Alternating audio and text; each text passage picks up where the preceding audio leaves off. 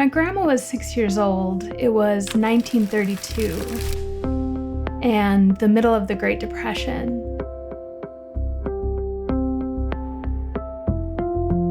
Her dad was a factory worker, and he found out that he was dying of cancer.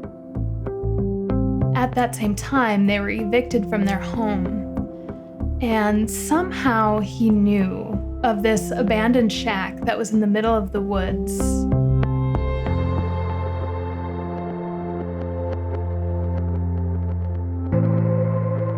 And so he starts frantically moving their belongings into this shack, and he goes straight to the hospital and dies, leaving a single mom with 8 kids, ages 14 to 3 months old, in the middle of the woods in northern Wisconsin in November.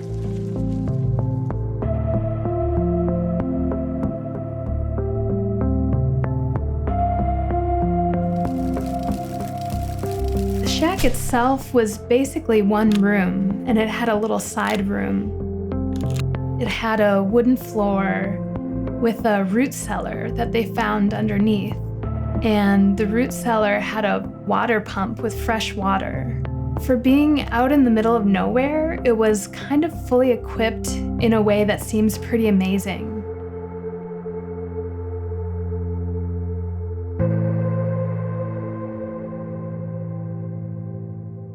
Most of their food came from what they could grow in their garden, and they also picked tons of berries. They were surrounded by berry patches. They said that their mom canned 40 quarts of blueberries each year. There was also a nearby dairy farm down the road that separated out the cream from the milk to sell, and they had all this skimmed milk left over, so they let the kids come and take the skimmed milk for free. They hunted mostly deer, squirrel, and rabbits.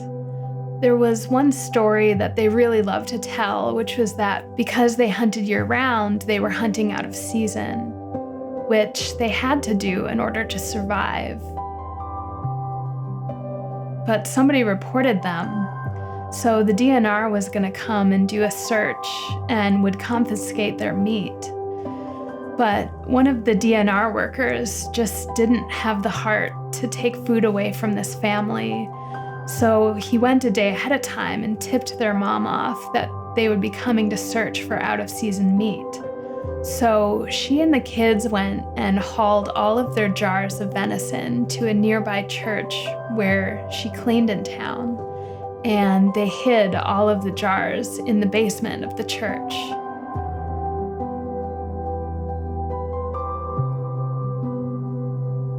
My grandma remembers being cold for a very long time, but she never remembered them ever being hungry.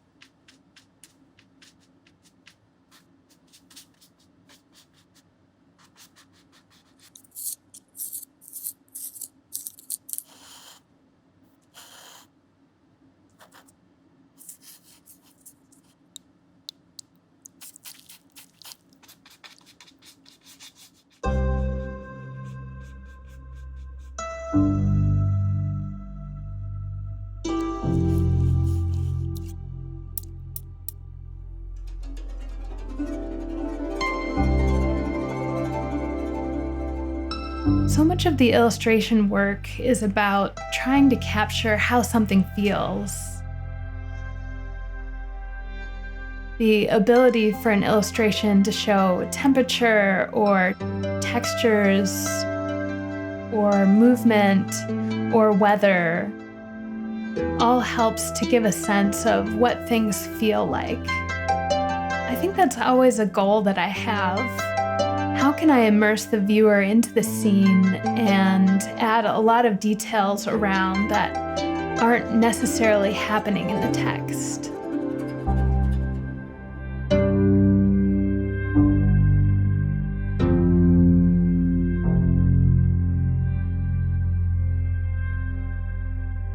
While I was working on this winter piece, I had the composition all worked out. And there's this space on the right that's showing the landscape and the stars and the night sky.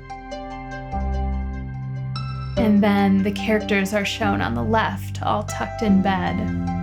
And I could see so clearly what that landscape looked like, but I hadn't nailed down the look of the characters yet.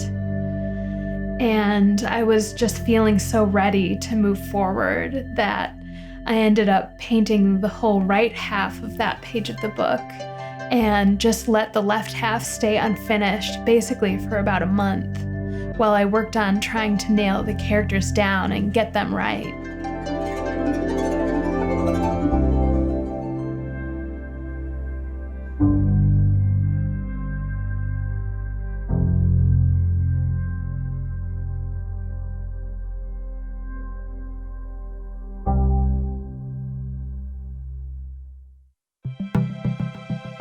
While I was writing the story, the first problem that I had was that I didn't know what to focus on. There were so many different true stories and memories from my grandma and her siblings to choose from. And then every time I tried to write the story, it just came out sounding really heavy-handed and overwritten. I tried putting in more historical context about the Great Depression and what was going on at the time. I tried one draft from the point of view of the animals in the forest. Since the beginning of the story was about them being in the shack, I thought maybe it made sense to have the natural happy ending be them grown up and living in a nice house and getting to buy their mom a nice house. But I realized that ultimately, what I wanted to capture was how they learned to make this place a home. I remember after writing dozens of drafts over that first year, there was this one night where I was having a hard time falling asleep. So I put my headphones on and played this new album by a guitarist, Glenn Jones. And there was this track that just started with simple rainfall and thunder.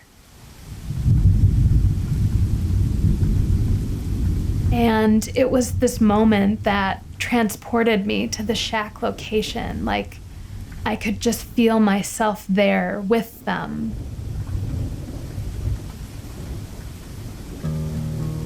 And I just stumbled out of bed, trying to write a note in the dark. And the note that I wrote to myself was that this is about the tar paper shack.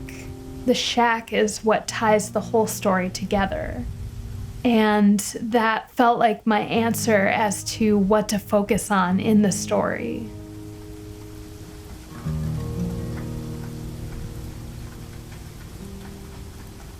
I didn't know my grandma's mom, Clara, but when I hear my grandma and her siblings talk about her, you can really tell that they adored her. They talked about how resourceful she was, that she was able to pull together meals from basically anything.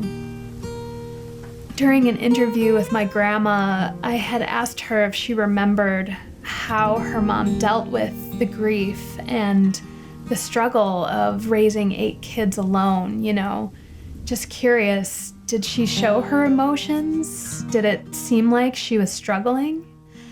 And she said something that really stuck with me. She said, "Boy, Mom must have had some dark days out there, but if she did, we didn't know it."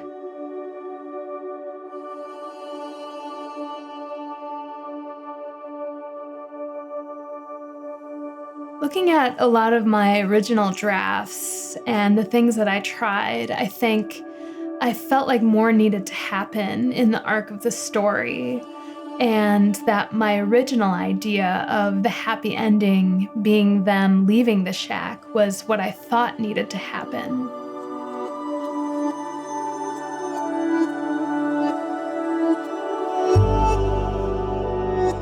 And it wasn't until I really got down into the details of what life was like for them there and the way that they lived, I realized that what was emerging out of the story was that they were trying to turn this place into a home. A place that didn't feel or look like what a home should look like. And so the story's arc became much less of a physical journey of them leaving and more of an emotional journey. It became about them finding happiness there.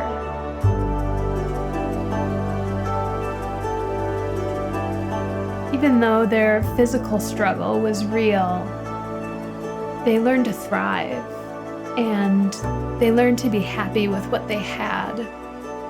And when you hear them talk about it, those were the best years of their lives.